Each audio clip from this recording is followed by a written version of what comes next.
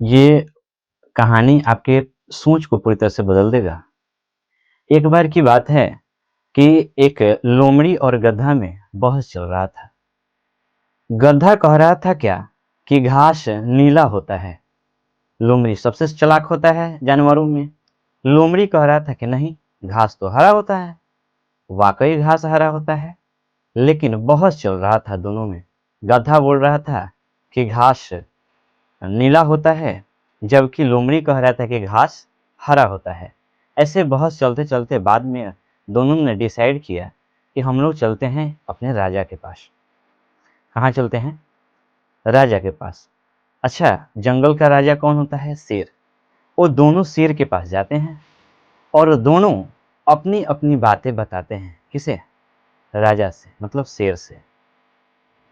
तो लोमड़ी कहता है कि देखिए ना राजा साहब, ये गधा कहता है कि घास नीला है। तो फिर बाद में शेर उस गधा से पूछता है कि तुम क्या कहते हो? तो वो कहता है कि सर, वो कहता है कि राजा साहब, ये सच है कि घास नीला होता है। हमने देखा है, देखिए आप भी देखिए, घास नीला ही है।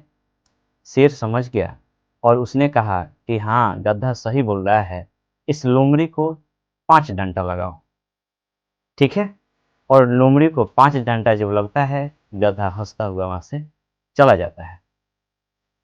लोमड़ी जानता है कि हम सही हैं। तो गधा के चले जाने के बाद वो राजा से पूछता है, यानी शेर से पूछता है कि आप ये बताइए, आप भी जानते हैं कि घास हरा होता है, फिर भी मुझे दंड क्यों दिया? शेर ने जवाब दिया, सुनिएगा। शेर ने कहा कि तुम बताओ, तुम इस सारे जानवरों में सबसे बुद्धिमान जानवर हो और फिर भी तुम जाके एक गधा से बहस कर रहे हो। बहस करना है तो किसी वैसे लोगों से बहस करो जो समझने लायक है। वो तो खुद समझने लायक नहीं है और उससे तुम बहस करके अपना टाइम बर्बाद कर रहे हो। तो पनिशमेंट, तो दंड तो तुम्हें ही मिलेगा। इसी तरह हमारे जीवन में भी कुछ वैसे ही लोग होते हैं हमारे जीवन में, तो आप भी उनसे बहस नहीं कीजिए। अगर वो कुछ कहते हैं तो मान लीजिए, मुस्कुरा कर रह जाइए, हाँ आप ही सही कह रहे हैं, और अपना काम कीजिए, आगे बढ़ते रहिए। वैसे लोगों से बच के रहिए।